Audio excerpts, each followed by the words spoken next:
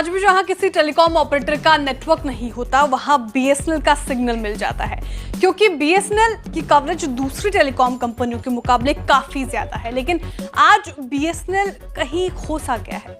अब महंगाई के इस दौर में जहां रिचार्ज प्लान्स 25% तक महंगे हो गए हैं, वहां अब लोग सस्ते प्लान की तलाश में हैं। तो क्या ये बीएसएनएल के पास बढ़िया मौका है वापसी करने का? क्या बीएसएनएल बाउंस बैक करेगा? बीएसएनएल के सामने अभी कौन सी बड़ी चुनौतियां हैं, सब कुछ समझेंगे इस वीडियो में। नमस्कार, आप देख रहे हो बिस्तक और मैं हूं श्रेया ठाकुर।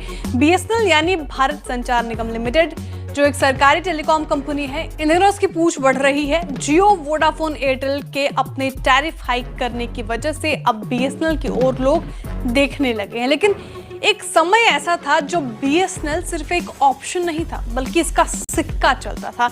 1 अक्टूबर 2000 को शुरू होने वाली बीएसएनएल का कभी टेलीकॉम सेक्टर पर एक छत्र राज था। जिन लोगों के जहन में 2000 के दशक की यादें होंगी, उन्हें बीएसएनएल का स्वर्णिम काल भी याद होगा।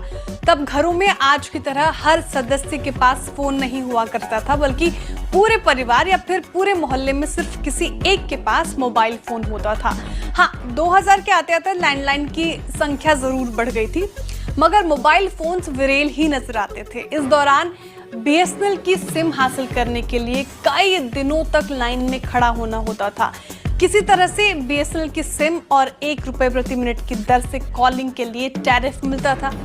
धीरे धीरे इस सेक्टर में प्राइवेट कंपनियों की एंट्री होने लगी और बीएसएनएल के अच्छे दिन लद गए। कभी प्रॉफिट में प्रॉफिट बनाने वाली कंपनी धीरे धीरे घाटे में धंसती चली गई। साल 2016 जियो के आने के बाद टेलीकॉम इंडस्ट्री में बहुत बड़ा बदलाव हुआ। 4G नेटवर्क का तेजी से विस्तार हुआ और लोगों का फोकस इंटरनेट पर पहुंच गया। जहां टेलीकॉम इंडस्ट्री में पहले रेट कटर और लो कॉलिंग चार्ज वाले प्लान्स का बोलबाला था, वहां अब 4G डेटा और OTT बंडल्स आ गए। वहां बीएसएनएल, जो अब तक पूरे भारत में 4G सर्विस रोल आउट नहीं कर पाई है, इस दौड़ में हर दिन पिछड़ती चली गई। हालांकि अब 4G के मोर्चे पर बीएसएनएल की ओर से अच्छी खबर है। बीएसएनएल पूरे भारत में 4G और 5G सेवाओं के लिए 1.12 लाख टावर्स लगाने की प्रक्रिया में है। कंपनी ने देश भर में 4G सेवा के लिए 9000 से ज्यादा टावर स्थापित किए हैं, जिसमें 6000 से ज्यादा पंजाब, हिमाचल प्रदेश, यूपी और पश्चिम हरियाणा सर्कल में एक्टिव्स हैं।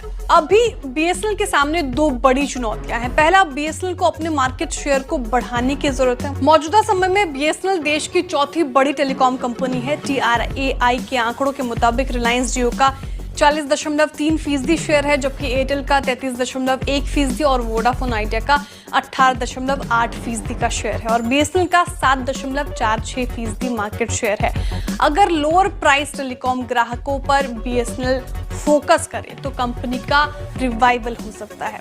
वो सर्विस में सुधार से होगा और दूसरा जल्द से जल्द 5G सर्विस की शुरुआत करने से।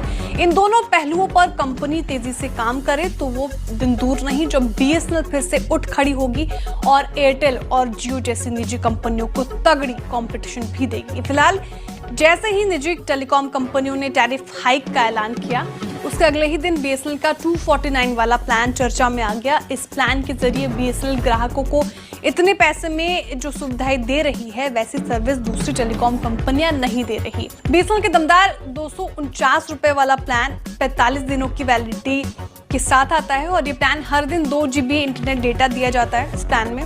यानी कि वैलिडिटी के हिसाब से इस ₹249 वाले प्लान में टोटल 90 GB डेटा दिया जाता है। इसके साथ ही प्लान में हर दिन 100 SMS का फायदा भी दिया जाता है। इतना ही नहीं, ग्राहकों को इसमें अनलिमिटेड फ्री कॉलिंग का फायदा भी दिया जाता है। वहीं दूसरी ओर एयरटेल और जियो और वोडाफोन 249 के प्लान में इस तरह की सर्विस ग्राहकों को नहीं दे रही है और 209 वाला प्लान अब 249 हो गया। टेलीकॉम कंपनियों के प्लान्स में जो बदलाव हुआ है उसके बाद। इस रिपोर्ट पे आपकी क्या राय है? क्या बीएसएनएल फिर से उठ खड़ी होगी? क्या बीएसएनएल का दबदबा फिर से एक बार हमें देखने को मिलेगा? क्या बीएसएनएल बाउंस बैक करेगा?